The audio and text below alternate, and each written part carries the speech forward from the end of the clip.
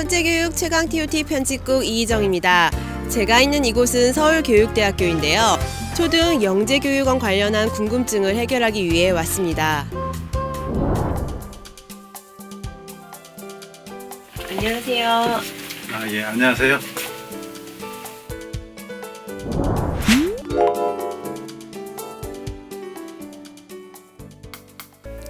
교수님, 천재교육 게시판에 올라온 영재교육원에 대한 초등 학부모님들의 질문을 가지고 왔어요.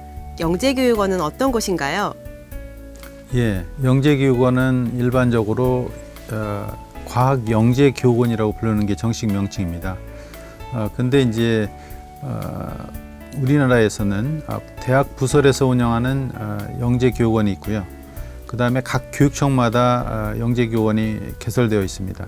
또 학교 단위에서는 영재학급이라고 해서 운영하는 경우가 있습니다. 그래서 이제 초등학교 경우에는 그렇게 운영이 되고 있고요. 이 학생들이 고등학교에 가면은 영재고등학교나 또는 과학고등학교에서 이러한 그 영재교육을 받는 사례를 볼 수 있습니다. 영재교육원은 대개 어떤 기준으로 영재들을 선발하나요?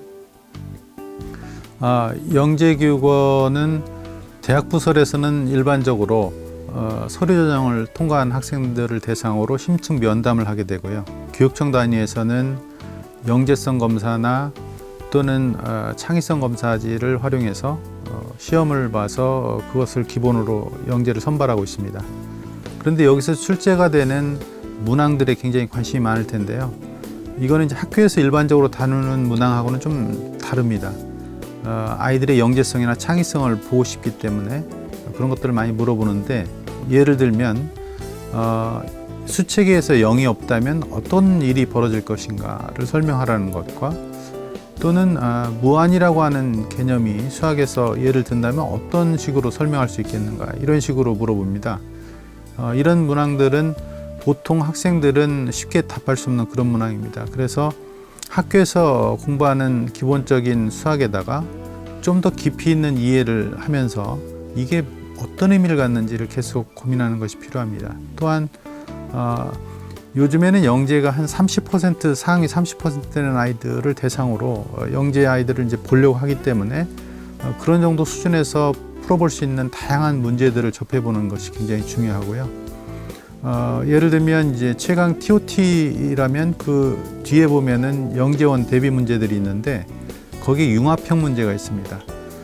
거기에 보면은 피보나치 수열하고 토끼의 개체수가 증가하는 것을 연계해서 아이들이 이제 생각해보게 하는 것들이 있는데, 이와 같이 수수학적인 문제하고 어떤 현상이나 생활 속에서의 문제들을 서로 결합해서 생각해보는 그런 연습들을 많이 해보는 것이 많이 도움이 되겠습니다. 올해 초등학교는 1, 2학년부터 새 교육과정이 시작됩니다. 영재교육원 선발에도 새 교육과정이 영향이 있나요?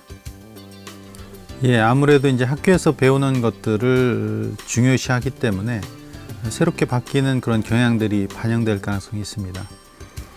새 교육과정에서는 그 키워드가 인문학적 상상력, 그리고 수학에서는 역량이라고 하는 것을 강조합니다.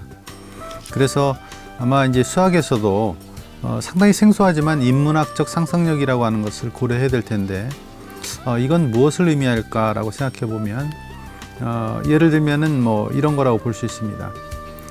톨스토이 작품에 보면은 인간은 얼마나 많은 땅이 필요한가라고 하는 아주 짧은 스토리가 있습니다. 이 내용을 보면은 소작농이 있었는데, 이 소작농은 뭐 매년 경작을 하면 대부분은 이제 대지주에게 땅을 빌린 지주에게 그 대금을 지급하고 아주 적은 식량만을 가지고 가족들이 살아갑니다. 그래서 이 소작농은 너무나 이 땅이 갖고 싶은 거예요. 그래서 이제 항상 그런 얘기를 하다 보니까 대지주의 귀에 들어가게 됩니다. 그래서 대지주가 어느 날 아주 놀라운 제안을 하게 되는데, 이렇게 얘기를 합니다. 자네가 해가 뜨고 나서 해가 질 때까지 갔다 온 거리만큼을 내가 땅으로 무상으로 주겠다라고 하는 놀라운 제안을 하는데, 너무나 기뻤던 거죠. 그래서 그 전날 잠도 안 오고요. 해가 뜨자마자 가서 이제 출발하게 됩니다. 근데 뭐 천천히 갔을까요? 아마 굉장한 속도로 뛰어갔을 겁니다.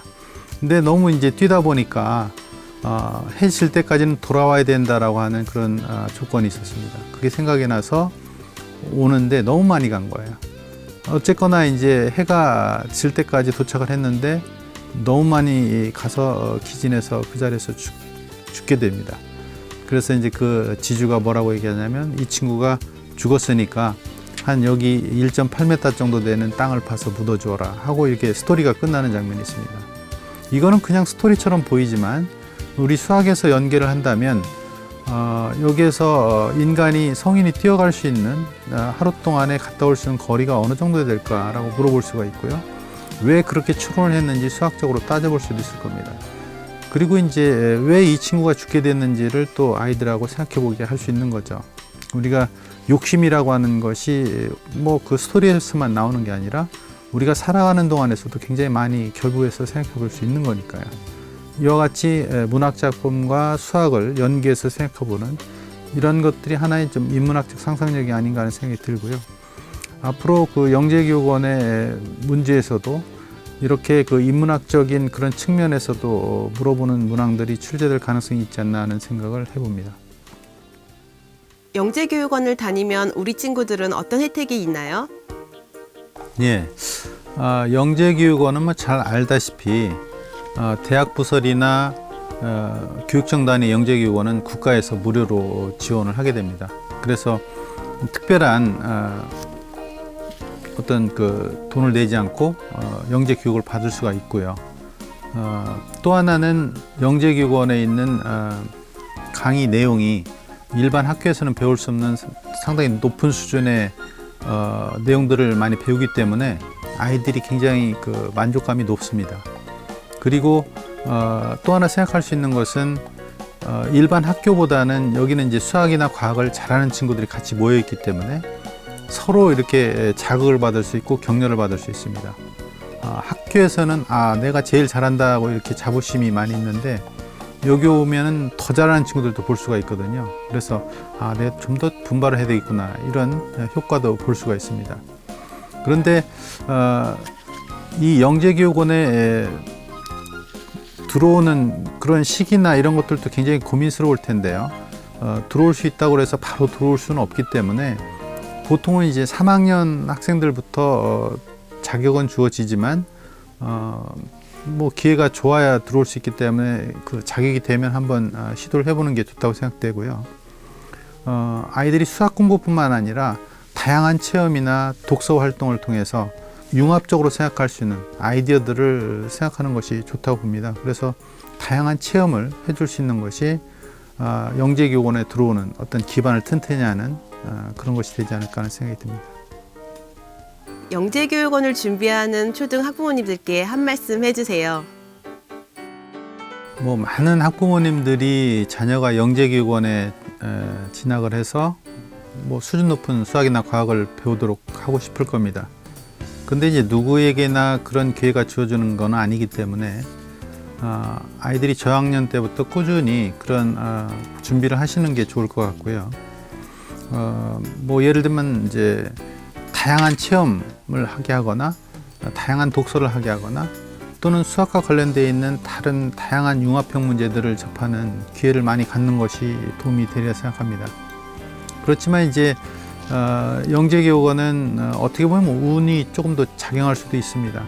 그래서 거기에 뭐 들어가지 않았다고 해서 인생이 실패하는 건 아니잖아요. 또 거기 출신들이 가장 이 세상에서 행복한 것도 아닙니다. 그래서 아이를 신뢰하고 아이가 좀 더 풍부한 인생을 살 수 있도록 도와주는 것이 필요하다고 보고요. 하여튼 기회가 된다면 영재원에 입학을 해서 아이가 수준 높은 수학을 배우는 것이 좋겠죠. 그래서 부모가 꾸준히 노력을 한다면 반드시 좋은 결실이 있지 않을까 하는 생각이 듭니다. 그래서 앞으로 자녀분들이 그런 혜택을 받을 수 있도록 했으면 좋겠습니다. 고맙습니다.